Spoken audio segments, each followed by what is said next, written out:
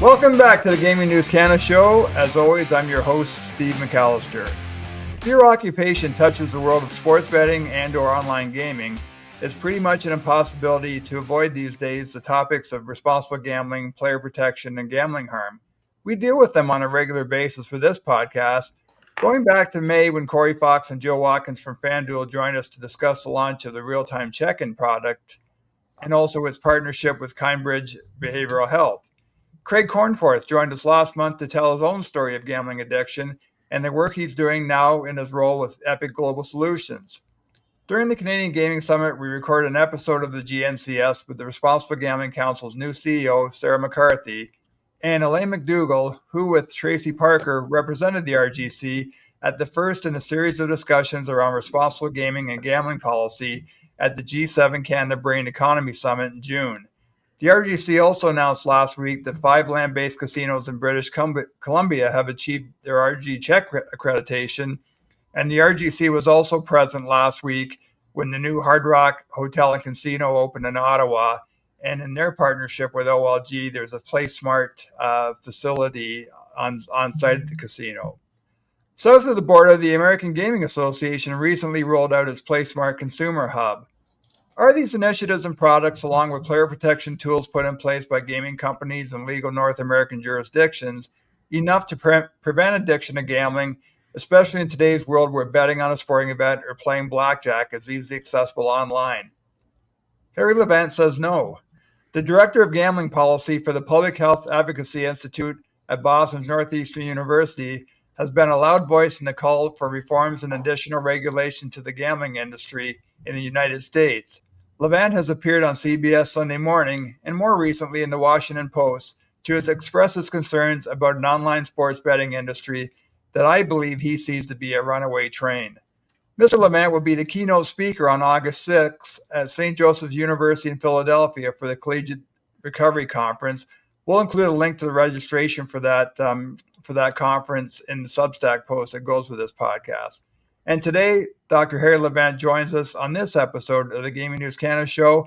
Harry, first of all, I know your plate was overflowing in June when we were trying to get you on the podcast, so we really appreciate you finding some time now to be with us. Steve, there's a short list of people I try not to say no to, and you're on that short list. It's a privilege to be with you.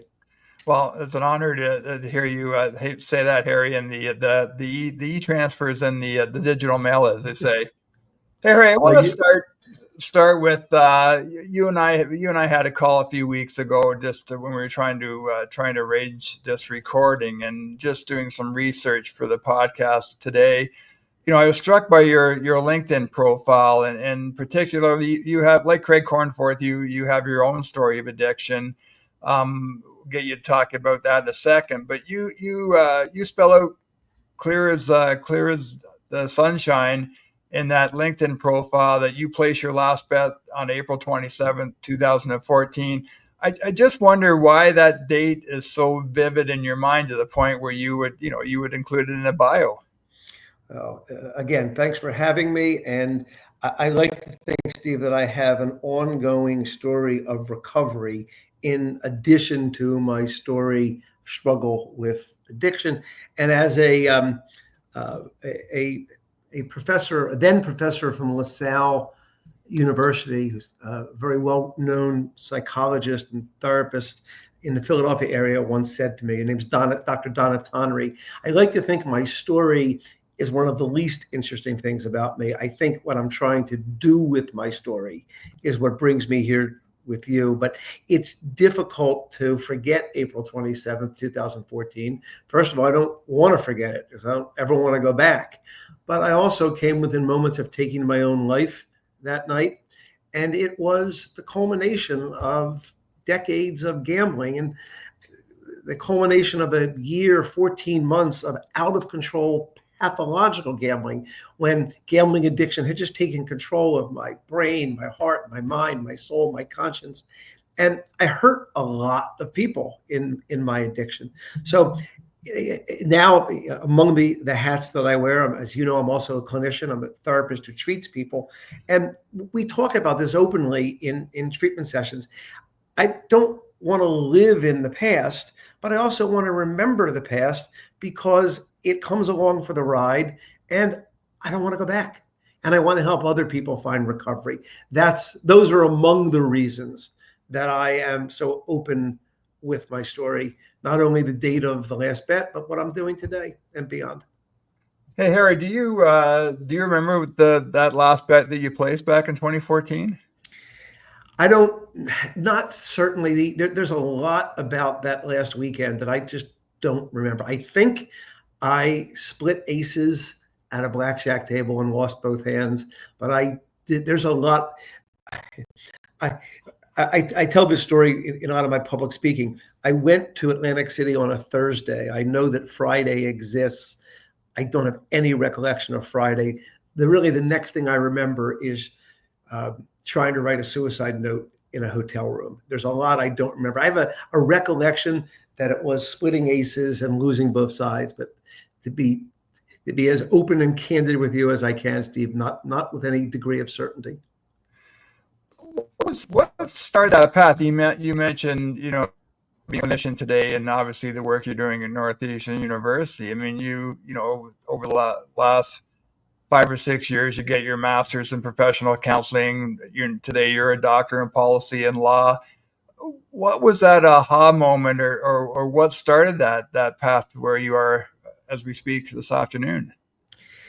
There's no there's no one aha moment, but it does go back to 3 fundamental conversations that changed the direction of my life. The first one took place the night of April 27, 2014, when I made my last bet. As I told you a moment ago, that the next thing I remember vividly is being in a hotel room trying to write a suicide note to explain to my children that which could never, really be explained, ever be explained. Not everyone in recovery experiences a moment of clarity. Many of us do. At that moment, April 27, 2014, and for the months leading up to it, I was about as unwell as a person can be and still be standing. As I said earlier, my brain, my heart, my mind, my soul, they were all gone. I was extraordinarily unwell. But while trying to write that note, I had this moment of complete clarity. I tried for about 45 minutes to write the note. I was going to hang myself. And I realized I didn't want to die. My addiction wanted me to die. It was done with me. It would live on. I would be gone. And in that moment of clarity, I made a couple of phone calls. One was for some people to come get me. And the other was the first of these series of conversations that would fundamentally change my life. It was to 1-800-GAMBLER. And let me make very clear at the start, I am all for a nationwide number, perhaps even an international number, an easy way for people to seek help. With that said, I am very open with my criticism of the existing 1-800-GAMBLER model in the United States, where so much is happenstance on what state you happen to live in and who happens to answer the phone. And so much of this model under the quote unquote responsible gaming model is controlled by the gambling industry and gambling industry money. And we'll talk a lot more about that. I want to make it very clear. I will work for and fight for a properly set up 1-800 number that delivers to people and families the state-of-the-art treatment that people are entitled to in ways that we deliver treatment for drug and alcohol issues. Gambling needs to be treated the same. We can talk about that more later. But my 1-800 conversation, again, I was as unwell as you can be, but as unwell as I was, I'll never forget the call. What they told me was, we can pay for about 5 sessions for you to meet with a gambling counselor, but that's all we really do. What we do is we work with the gambling industry to help them spot people who might have a problem. And as unwell as I was thinking, there's something very, very wrong here if the people who are supposed to be the advocates for people who are suffering are working hand in hand, spot people. I was in the casino 4, 5, 6 days and nights a week. It wasn't difficult to spot the problem. It would be years before I was in a position to do anything about this, but that was the first of these conversations. The second took place on February 13th, 2015, when I stood in a courtroom in Philadelphia where I had practiced law for more than 2 decades, where my father had practiced law for more than 5 decades, in the presence of the clients whose trust I had betrayed, the court who I had betrayed, and in the presence of my children with tears running down their face. I made a vow at my sentencing that if I could get well, and it was a big if at that point in time, I would do everything in my power to prevent other people from suffering the same fate. And the judge that day sentenced me to 11 and a half to 23 months in jail, but put me on immediate probation and said immediate parole, placed me on probation with an order to continue my treatment, and said these words: if a court can't look to help someone that stands before it, caught in the grips of addiction, admitting their faults, asking for help, I don't know why we're all here. And the court then said to me, Mr. Levant, this doesn't have to be the end. You can do something with this one day. Again, I was extraordinarily unwell, but that seed was planted in the back of my mind. And the third time this happened is when I interviewed at LaSalle University in the summer of 2018, LaSalle University in Philadelphia, and met with this Dr. Donna Tonry, who was the director of the Professional Clinical Counseling Program. And Dr. Tonry listened to me lay out my whole story. I went on for 40 minutes. This university is not going to want me. And at the end of listening to me ramble on, she says, Harry, the least interesting thing about you is your story. What's interesting is the vision you have, what you want to do to help others. Come here, get trained as a therapist, and go see what you can do. And that launched my both research career, because for my 3 years at LaSalle, I had access to the International University Library database system. And I began to study what this whole responsible gaming model is all about, which is what brings us together for this podcast. And responsible gaming, when you really drill down on it, is an effort by the gambling industry to maintain a system of self-regulation that places the onus on the individual, distracting from the scientific reality that gambling is a known addictive product, and online gambling in particular is the most addictive form. We've never seen anything like this before. Yet the responsible gaming model distracts, places the onus on the individual. And I'm all for treatment. I'm a clinician and I'm a good one. But the best form of treatment is prevention. Prevention requires regulation and a public health approach. So when I start treating people after I graduated from LaSalle, something was missing for me. I'm treating people and I'm doing a good job with it. And I could sit back and I could continue to benefit, Steve, from the increase we're seeing in gambling addiction. That didn't work for me. That wasn't consistent with the vow that I made on February 13th, 2015, when I said I would try and prevent other people from suffering the same harm.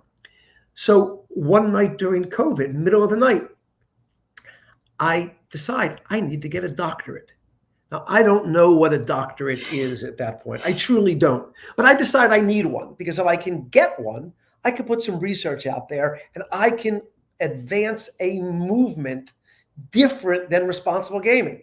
I can create a public health movement. And I'm Googling about doctorates, and about 3:15 in the morning, I discover a program at Northeastern University. It's a program called a Doctorate in Law and Public Policy, designed for professionals who have been working for more than 10 years and want to advance an important public health and public policy issue. I go running into the other room. I wake Julie, the woman who is now my wife, and I say to Julie, I found it. I found the doctorate. And she says these words to me: Harry, I will support anything you want to do as long as you'll tell me about it at 9:30 in the morning instead of 3 a.m. But that led me to Northeastern, where I was privileged to then meet Professor Richard Daynard. And much of your audience will know that Dick Daynard is universally recognized as the person who created the public health strategy to address big tobacco. And I said to Professor Daynard, Dick, who was, in fact, I'm sitting in Dick Daynard's office right now doing this with you. That's why all the tobacco stuff is around me. I said to Dick, we have a public health crisis here. And Dick said to me, Harry, convince me. And if you can convince me, I will put the full weight of my Public Health Advocacy Institute into this mission. Needless to say, Dick and I became friends. We worked together because after my doctorate, he hired me here at PHAI to continue to lead this effort. We are going to advance public health regulation to make the gambling industry safer for human consumption. So there, you asked a short question, you got a long answer, but there it is. No, and thanks for sharing those names, Donna and Dick, and I can't remember if you gave me the judge's name, Harry, but I think that's really important to identify specific people and provide some names on people who've helped you in your recovery. Judge Edwin Wright was his name, Wright. And you know what? I got very lucky that day. Judge Wright understood addiction. Judge Wright understood mental health.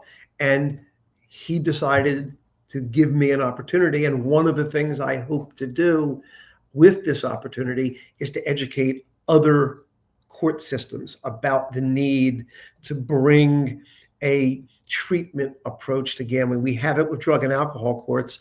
We're going to need to advance it with gambling because this is an addiction, just like heroin, opioids, tobacco, alcohol, and cocaine. And we need to educate more people. I mentioned in the introduction kind of the runaway train, and you know when you that fateful night in April 2014 that changed your life. I mean that was pre-PASPA. The gambling world I would assume is a much different one 11 years later than the one where you became an addict.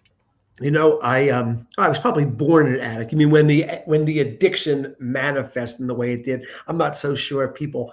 Certainly, no one chooses to become an addict, and I don't think anyone becomes one. There's a lot of factors that's probably its own podcast another day. But you know, it's an interesting point because I actually think it sometimes makes me smile. Dick Daynard and Mark Gottlieb, Professor Mark Gottlieb, our executive director, were talking about this the other day.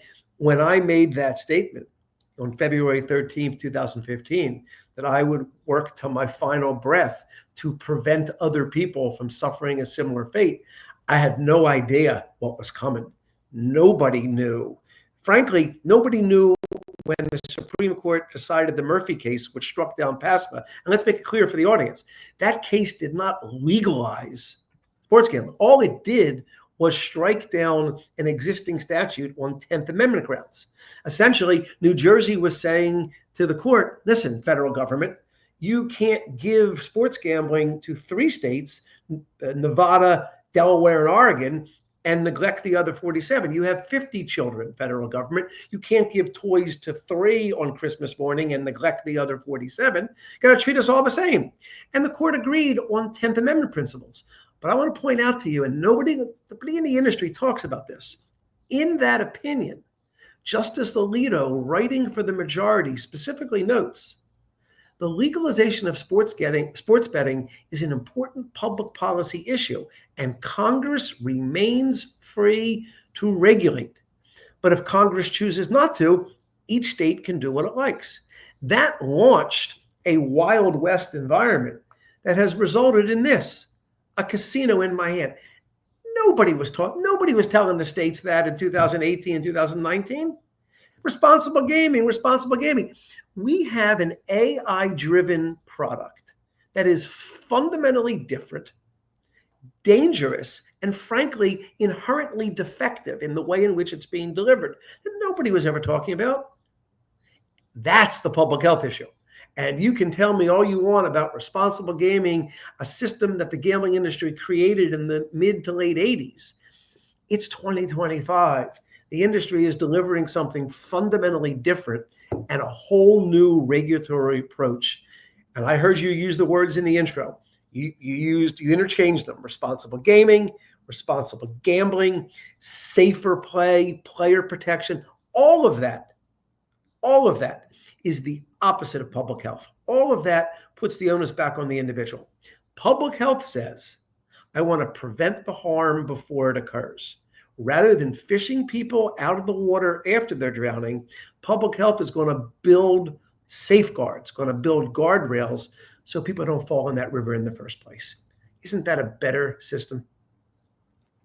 Harry, what do you say to the people when they talk about regulated legal industry is a better way to go uh, rather than the illegal operators? And again, we saw when Bill C-218 was passed here in Canada in the summer of 2021 to open the door for legal gaming. Part of that reason is that those tax dollars weren't being captured in Canada, that there were offshore operators making millions, if not billions of dollars, and Canada not seeing any tax revenue from that. And I had a chance to read your testimony to the Senate Judiciary Committee in the U.S. back in December, and you make it clear that you're not opposed to betting on sports. In fact, I went a step further. Let's quote me accurately. I raised my right hand and I testified, and I'll say it again here, and I say it every time I talk. I am in favor of the properly regulated legalization of sports gambling. What I am vehemently opposed to is the system that has been rolled out without any safeguards. It is truly the wild, wild west. But I was privileged to help write the Safe Bet Act, which is pending before Congress. And one of the things in the Safe Bet Act is a requirement that the Department of Justice and states attorney general work hand in hand with the gambling industry to shut down illegal offshore operators. I am opposed to illegal offshore operators. But the truth needs to be told. The truth is that nothing about regulating the online gambling industry from a public health perspective will send people offshore. And the reality is that micro betting as it exists in the United States cannot take place offshore because it's all predicated on the relationship between the media companies, right, the gambling companies, the technology companies, and most of all, the sports leagues who are selling their data. The United States government, the government of Canada, would not permit sports leagues to sell their data to illegal offshore sports books. So when the AGA and others talk about, oh, you're going to drive people off, no, you're not. That's the boogeyman argument. And the time has come for the AGA, the American Gaming Association, to stop trying to scare people with a false argument and actually meet me at the table. Join me in creating public health regulation, which will include the elimination or the reduction of offshore sports books.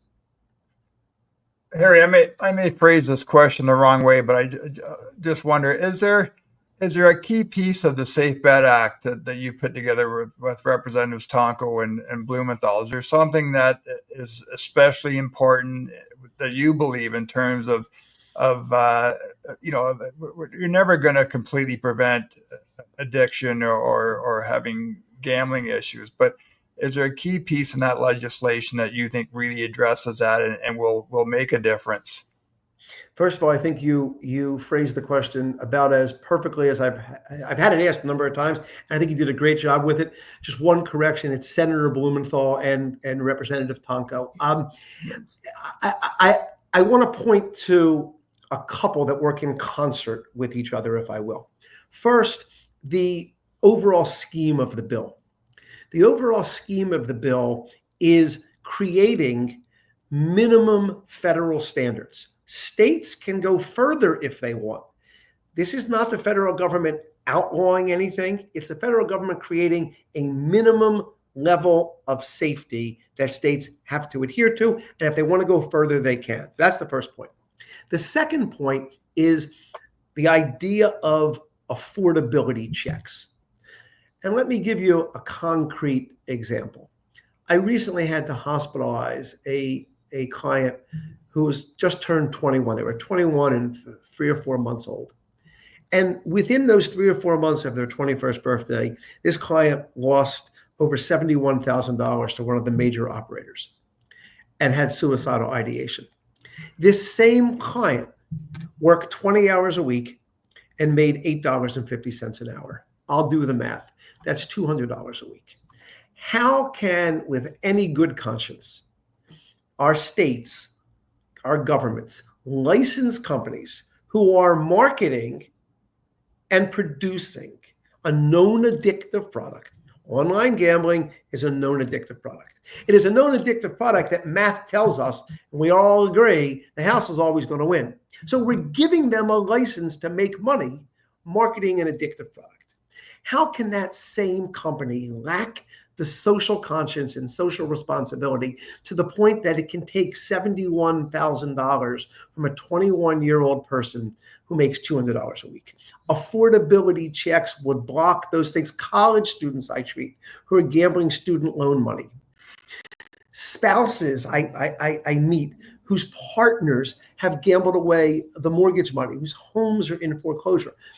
You're absolutely right. As much as I would love to put myself out of business as a therapist, I'm not going to be successful. I'm going to reduce the harm, which we all have to join in doing. Affordability checks are one piece of that. And it's not the government putting its hand in the pockets of the public. I'm not for the government telling you, Steve, or anyone else how to spend their money. The obligation is placed on the industry. That is the way the Safe Bet Act works. If people want to gamble more than $1,000 a day or $10,000 a month, the gambling industry has the obligation to run an affordability check the same way a bank would before it issued a $10,000 loan unsecured. And frankly, we do this already. When you go to buy a car, you may walk into a Ford dealership. What's the entry level Ford? I think it's the Ford Edge. There's a Ford Edge, right. And that's in your budget. But over there on the side is that bright, shiny Mustang convertible, right? You want that Mustang convertible. You need that Mustang convertible. But you're not going to get that Mustang convertible because we have a salesperson and a sales manager and a credit manager and a bank who protect you from getting in over your head. We have no similar thing with gambling. It's time for affordability checks. Second, over and over and over again, what I am seeing with the clients I'm privileged to treat, it's not betting on who's going to win the hockey game, the Canadians or the Maple Leafs. It's the in-game micro betting, the constant chasing of action, all of which is generated by artificial intelligence. Right now in the United States, betting on the speed of every pitch in baseball or worldwide, betting on the next point in a ping pong match from the Czech Republic between two competitors nobody's ever heard of. The idea of micro betting is an inherently dangerous and defective product, and there's no need for it. Frankly, when you think about it, I got a peek here. It's 2:36 in the afternoon. I'm sitting here in Boston on a gorgeous summer afternoon. If I'm sitting in my office at 2:36 in the afternoon, betting on every point in a ping pong match or the speed of every pitch in a baseball game that I can't see, I meet the diagnostic criteria for gambling disorder. This product is not designed for recreation. It's designed to keep people in action. So the Safe Bet Act specifically addresses both the use of AI and in-game betting. And then thirdly, and again, there's others as well, but these are the big three. If we will limit the number of deposits in a period of time, because again, what gets people in so much trouble is the chasing of action. Gambling addiction, I'll tell your audience this, is not about money. If it were about money, people wouldn't be doing it in the first place. It's about the way the product makes people feel. And we know that for the person who's struggling, winning in many ways is worse than losing. When you're winning, you might have to stop. But when you're losing, you can chase more and more and more action. The Safe Bet Act prevents that chasing of action. The chasing of action is the single biggest determinative factor of struggling with gambling disorder and gambling-related harm. So there are others as well, but those are the big three that we start with. They are public health regulations, part of minimum safety standards. So will you ban in-game / micro betting completely then, Harry? In the Safe Bet Act, there is a call for a ban on There is a call in the Safe Bet Act for the banning the use of artificial intelligence to create microbetting. The Safe Bet Act, as I recall it, and I should have a copy in front of me, I apologize if I have this wrong, did not go as far as to call for the whistle-to-whistle ban, though I am working with folks in other states, including here in Massachusetts, that bring that approach. And frankly, I personally favor that approach. A whistle-to-whistle ban, bet what you want before the game starts. But once the game has started, the constant chasing of action within it should not be taking place. The way we addressed it with the Safe Bet Act was banning the use of artificial intelligence to create these gambling opportunities that would curb microbetting. The Better Health Act, which has been introduced in Massachusetts by State Senator John Keenan and Representative Lindsay Sabadosa, has the whistle-to-whistle ban. I think both work. My personal preference is whistle-to-whistle, but I also support Congressman Tonko and Senator Blumenthal's approach. In Ontario here, it's been reported by iGaming Ontario that 85% of the handle from the online market here, with 51 operators now, 85% comes from people wagering on poker, roulette, blackjack, those online casino games. Are there guardrails that can be put in place there? So right now in the United States, we have only 7 states Right. with online casino. Interestingly, there is a state representative from West Virginia, Representative Sean Foolhardy. Representative Foolhardy, in addition to being a state representative from West Virginia, is also the current president of the National Council of Legislators from gaming states.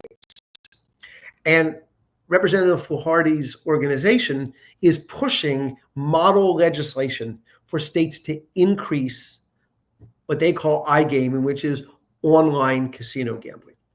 I am extremely concerned about this push because if we think that sports gambling currently lacks guardrails, the absence of guardrails in online casino gambling, which again is just beginning to trickle in this country, is even worse. And I'll give you a couple of examples. First of all, one of the things Representative Foolhardy doesn't openly talk about is that in addition to being an elected official from West Virginia, he's also an executive with an online slot machine company. Completely appropriate, but let's understand that there may be further motivations for Representative Foolhardy wanting to see more states have online casino gambling. I just moved from Pennsylvania to Massachusetts. Pennsylvania and New Jersey are side-by-side states, separated only by the Delaware River. And both have had online casino gambling for the longest. New Jersey got it, I believe, in 2013, and Pennsylvania 2017.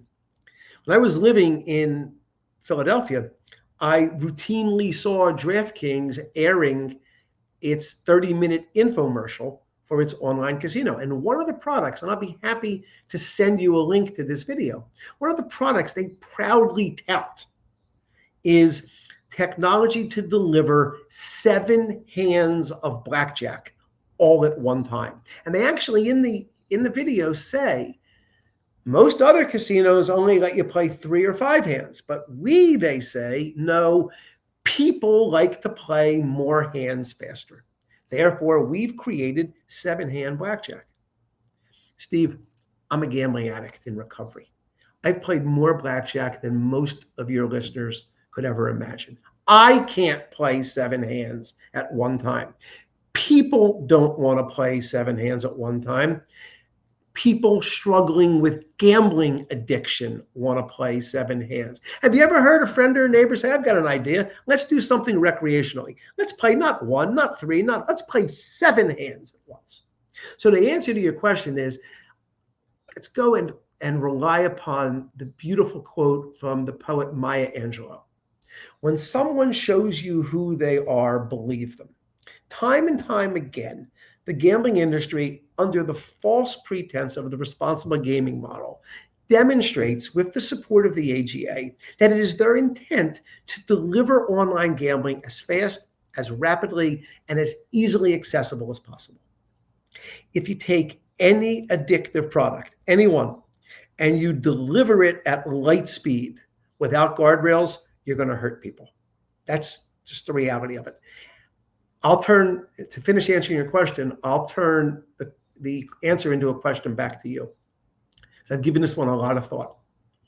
I want you or anybody in the audience listening to this to tell me any other addictive product, any, where government fails to regulate the advertising, the distribution, the promotion, and consumption of the product. Every other product, government regulates the advertising, promotion, distribution, and consumption for a fundamental reason: to keep the public safe. We do it with tobacco, we do it with alcohol, we do it with pharmaceuticals. There are serious laws with narcotics, all to try and keep the public safe. With gambling, the exact opposite is happening. Government is taking more and more of a chunk, the faster and faster the action happens, and the gambling industry says, well, we got this one, the responsible gaming model. Yep, you're right. And then here in Canada, where cannabis is legal now, you don't see, unless I'm missing it, you don't see any cannabis advertising. And, I worked for the National Tennis Federation here when it lost its tobacco sponsorship back in the around the late 90s, when the federal government put into place laws against tobacco companies advertising and sponsoring any longer, which, did severe damage to sports, entertainment, and arts properties across the country. And I always felt it was a little bit hypocritical that the federal government would take in billions of dollars in tax dollars from tobacco companies, but wouldn't allow them to run themselves as a otherwise legal business. But I get your point. And I think that, again, that's probably a podcast we could do another day. But I think it deserves just a little bit more of an examination here, because I need to go back and remind, again, I'm not opposed to the legalization of this, but I'm for properly regulated legalization. And at least at this point in the United States, states are showing, with some small exceptions, with great leadership out of Massachusetts with Senator Keenan and Representative Sabadosa. We've seen some really learned commentary out of Minnesota. We're seeing things out of New Jersey now. We're seeing some things out of New York. The dialogue is starting, and it's my job to advance that dialogue. I'm not questioning whether the states should make a piece of the money. I'm not questioning whether the athletes and the teams should make a piece of the money. Obviously, the gambling industry should make a piece of the money. I get that. But I wrote a law review article back in 2022, I believe it was, where I described what was beginning to happen with microbetting. And what has happened here has created something that is both defectively designed and inherently dangerous. That is, the gambling industry, the sports industry, the leagues, the teams, and the players sell their data to the gambling industry in the aggregate for billions and billions. We don't know the exact number because most of these leagues and teams aren't publicly traded, but it is a very reasonable estimate to say the gambling industry is spending tens of billions of dollars a year in the aggregate for all the different, for everything from NASCAR to table tennis and all they're spending all of this money just to get the data. Then, Steve, they have to turn around and they have to spend the money on the technology to turn this data into microbetting. So they're already spending, let's just say among us kids, tens of billions of dollars to create the product. And here's where the problem comes in. They're not selling any widgets in the marketplace. They only have one way to recoup this money and turn a profit, which they're obligated to do for their shareholders. And that is to get the public to gamble more quickly, more often, on more highly profitable, i.e. highly addictive forms of gambling. I'm not saying whether this is good or bad. I'm simply pointing out this is the business model that got created. Nobody was talking about this when the Murphy case got decided. You probably know Murphy is the current governor of New Jersey, Governor Phil Murphy. In June of 2018, after the case was decided, Governor Murphy made the first legal bet in New Jersey. Do you know what he bet on? He bet on the Devils, didn't he, to win the Stanley Cup? He bet $20 on the Devils to win the 2019 Stanley Cup, a bet that wouldn't be decided for 11 months. Now, every 11 seconds or faster with micro betting. And it has to continue to deliver faster and faster action because that's what the business model provides. Again, I'm not saying whether it's good or bad, but if you bring all of these, I loathe the word stakeholders. It's the word everybody bandies about. If you bring all of these different parties into the mix, they all want to make money. They all want a piece of the pie, right? Who doesn't love pie? The problem is there's only one ingredient in this pie, and that ingredient is the losses of the public. So to keep feeding all the people who want pie, you got to get the public to keep losing more money more quickly. And all the folks you mentioned at the beginning, people who have been guests on your show, a lot of good people who I know and respect, all of them are in a system designed to keep the pie growing. But again, the only ingredient are losses of the public. And if that's the only ingredient, you're going to hurt a lot of people.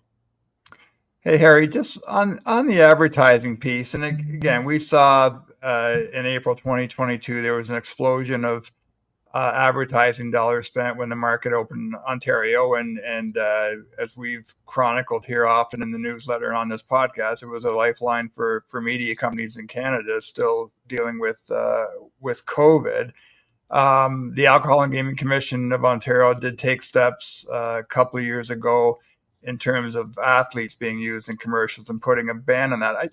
My question for you is there, what would you like to see gaming companies do with their marketing and advertising dollars when it comes to, and again, I use those terms in the introduction, and again, I guess the question is too, what's the term you would prefer to use? I mean, is it responsible gambling? Is it problem gambling, player protection? What could the operators do to make that message stronger? I'm not interested in the operators policing themselves. I'm interested in a public health approach where government regulates an industry that is marketing a known addictive product. I don't know. And I'm also, people who know me know, I'm a very liberal First Amendment. I believe in freedom of speech. I'm not trying to ban the gambling companies from advertising, but regulating the content, absolutely. Every gambling ad you see is inducing people with the excitement of gambling. Have you ever seen anybody crying in a gambling ad? Have you ever seen anybody in a gambling ad coming home and telling their spouse, we can't pay the rent or the mortgage this month?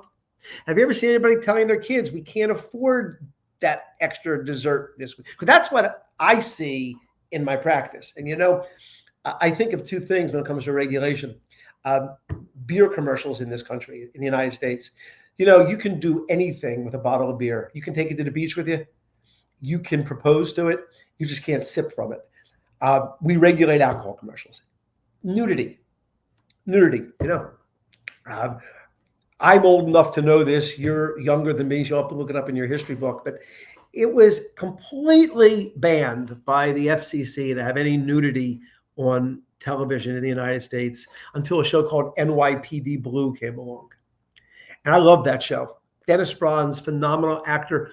I believe he lives in Canada. I could be wrong. If he's listening to this, I mean no ill, because I loved every moment of your performance in the show. But somewhere along the way, somebody decided that I needed to see half of Dennis Franz's backside. Right? That was going to be the nudity we were going to see. Well, the FCC, in its wisdom, decided that could not be on before 10:45 p.m. Eastern time. Apparently, it was dangerous at 10:40, but not at 10:50. Respectfully, the barrage of gambling advertising we are exposing children and families to in this country is far dangerous than anything about Dennis Franz's buttocks. Right now, there's no regulation. I'm not calling for a ban on gambling advertising, but if we put reasonable time restrictions, if we take it out of the sporting events when we know kids are watching, and we reduce its content, so instead of inducing people to gamble, tell them about your website. Introduce them to DraftKings, to FanDuel. FanDuel runs one right now where they say, some people used to say garbage time. There's no garbage time. What other people call garbage, FanDuel calls treasure. There's overs to hit, unders to bet on, from the opening whistle to the final gun. They're inducing people in these ads to remain in constant action.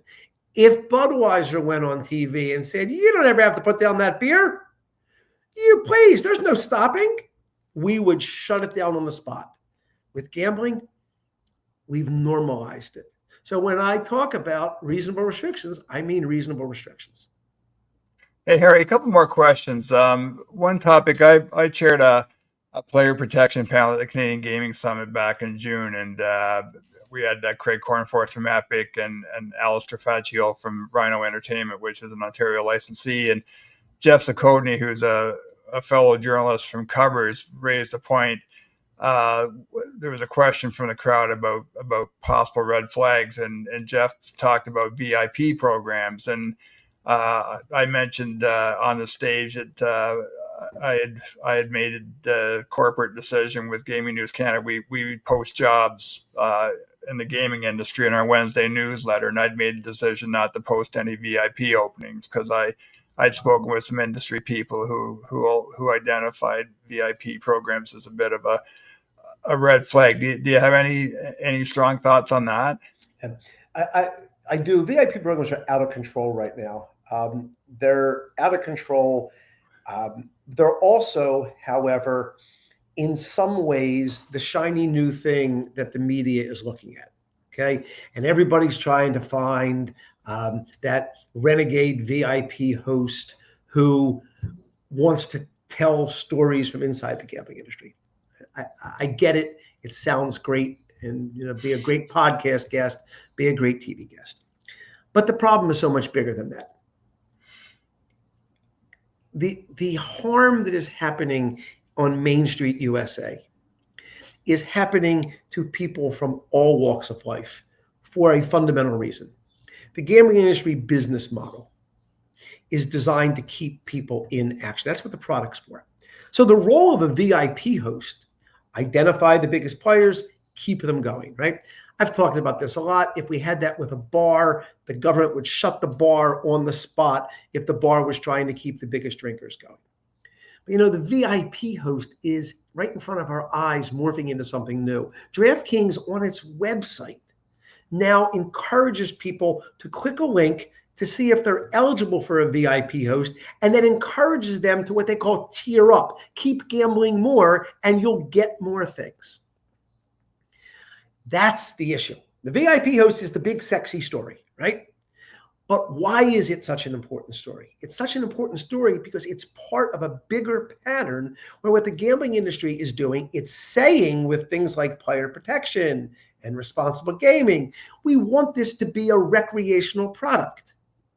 Recreational products don't require industry push to keep people engaged with them all the time. So whether it's VIP host in the way that the media has come to mean it, or it's the everyday inducements, it's simply the opposite of what the gambling industry tries to tell regulators. Oh, we want this just to be recreation. No, they don't. No, they don't.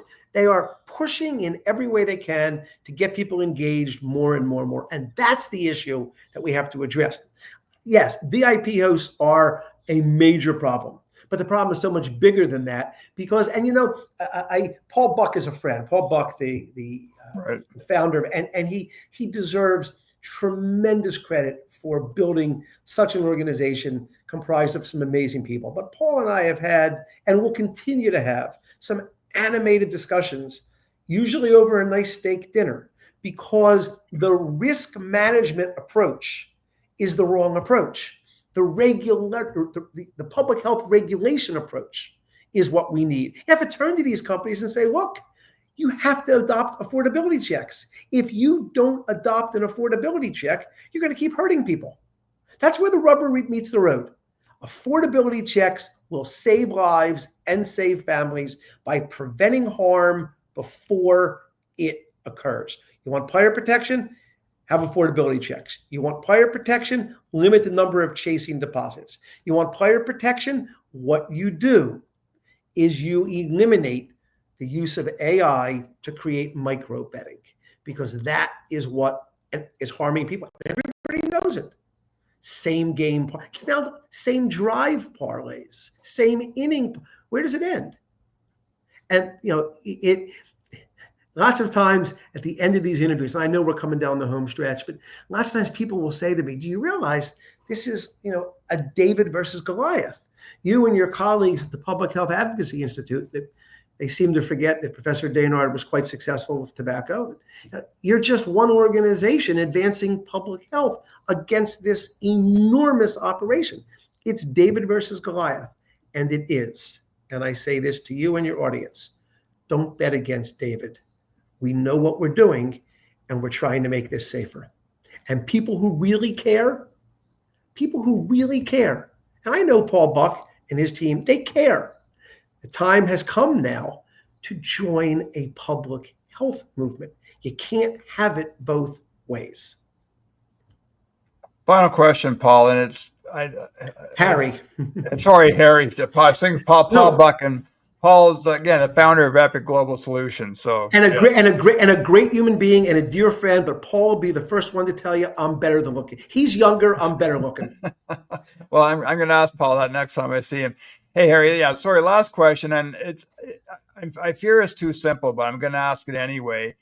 Is there a path for you and others giving the same message to work with the industry and find solutions that can continue to make the industry profitable and can also, again, really make a dent in reducing gambling addiction and having fewer and fewer people who live what you lived?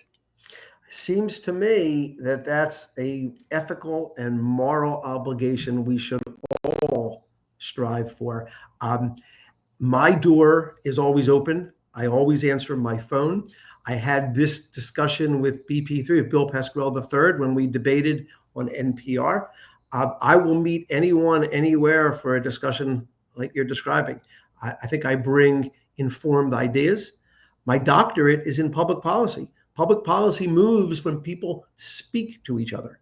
Difference is, I'm not going to sit back and wait for them to call. I'm going to advance the initiatives that will lead to policy change. Do I hope for a day as soon as tomorrow when representatives of the industry will recognize that the responsible gaming model of industry self-regulation is flawed in this new world of online gambling, and we need to find a better approach, and we need to prioritize public health? Yes, I look forward to that day.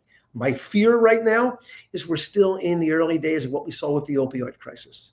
And therefore, there needs to be check and balance. And what we do at the Public Health Advocacy Institute is we advance important ideas to create regulation, public health reform, and advance social justice. But my door is always open. I'm willing to speak at any conference. I'm willing to debate these issues anywhere, anytime, because my mission is not to end the gambling industry profit. My interest, my sole motivating factor is to protect public health. That is something we should join together on. I'm not a prohibitionist. I'm not angry about anything. I'm informed and I'm determined, and I welcome the kind of policy discussion that you just suggested. Can it be done? Yes. Am I optimistic the industry will do it voluntarily and willingly? Much less so, but you never know. We could go on much longer, Harry, but let's cut it off there. And with trying to get a promise from you that you'll come back on the podcast at some point, and we'll have this conversation and take it another direction or two. I'm waiting for the podcast person who says, let's get Paul Buck and Harry Levant, get myself and Paul on at the same time. A, we really like each other. B, we really disagree about some things. And it's the kind of discussion that could lead, Steve, to what you just said, bringing folks into the same room. That would be fantastic. But whether it's joined with my friend Paul Buck or individually, you call me, I'm going to answer the phone, and my answer is going to be yes. No, we will get to work on that as soon as we publish this episode of the Gaming News Canada show.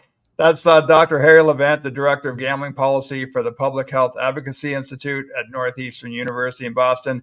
Hey, Harry, so glad that we were finally able to have this conversation. Really appreciate your thoughts, and I'm serious. We'll get you back on the podcast, and we will strive to do so with Paul Buck. Be interesting. I guarantee that.